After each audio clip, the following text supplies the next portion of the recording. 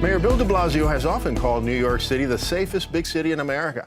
But it seems that it's not just in America anymore, since according to recent statistics, London had more murders in February and March than did the Big Apple, a first in the modern era. It's been generally accepted that the steep fall in the city crime rates over the past 25 years has been critical to the success that New York has enjoyed during that same period of time. But is that connection as obvious to current elected officials as it was to those of the past? And do they agree that it's the NYPD rank and filers and their leaders who merit the lion's share of the credit for turning the city's crime stats upside down? Recently, the City Council committees on public safety and on women held a joint 5-hour hearing with the NYPD brass, during which a number of members excoriated the top cops over the state of the force's Special Victims Division.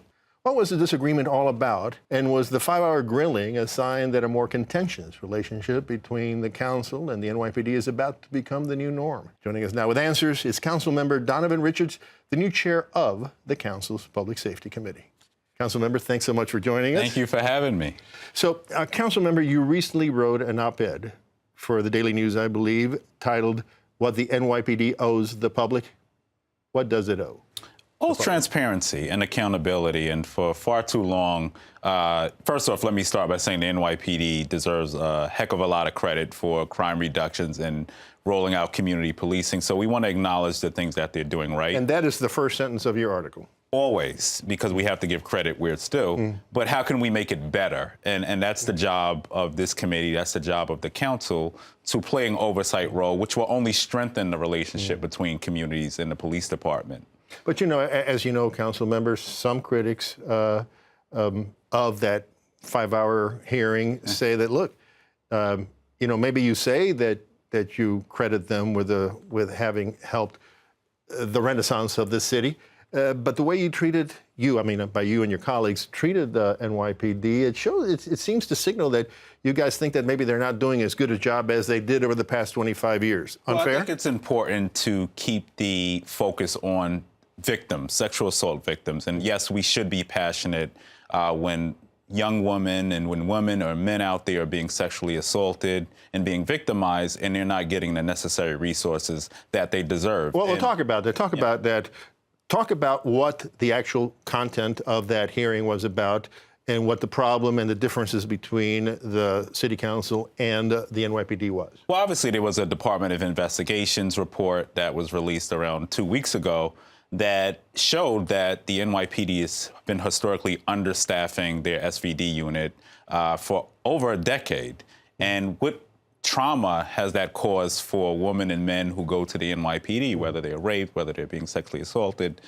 And to see 67 officers, some who are not even detectives, some who are white-chilled, you know, people who are learning on the job, dealing with some of the most traumatized individuals in the city, not in a professional manner, we take umbrage with that.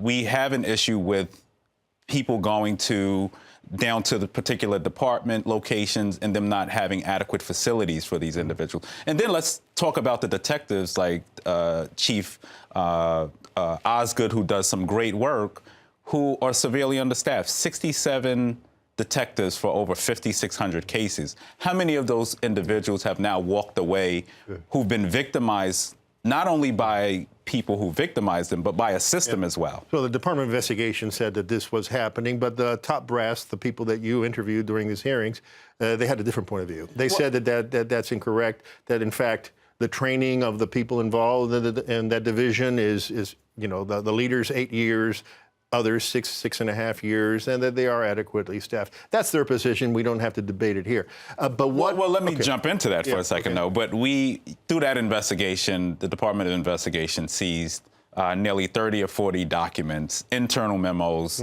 that the NYPD were going back and forth internally on. And clearly, the chief of that department has been saying we are severely understaffed. Our detectives are overly stressed. We need more seasoned professionals. We need better training. We need better facilities. So you've called for another independent commission to look at the NYPD. You said in the model of the Knapp Commission or the Mullen Commission, those are two commissions that looked at rampant, what was it exactly, corruption at the NYPD in the 70s and the 90s, respectively.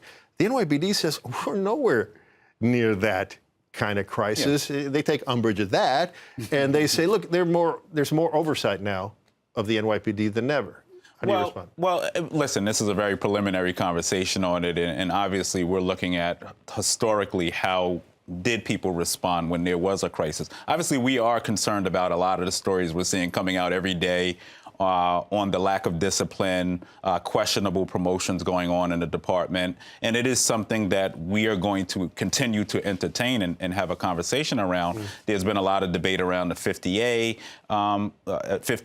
law in Albany, and we need to see more transparency and accountability, because that's the only way to truly strengthen community and police relations. We have to have a department that is respectful of the community, and a community that's respectful of the department as well. But without sunlight, it's very hard to cure the darkness that is still within the department. All right, Councilmember Richards, thank you so much for joining us today. Thank you for having me.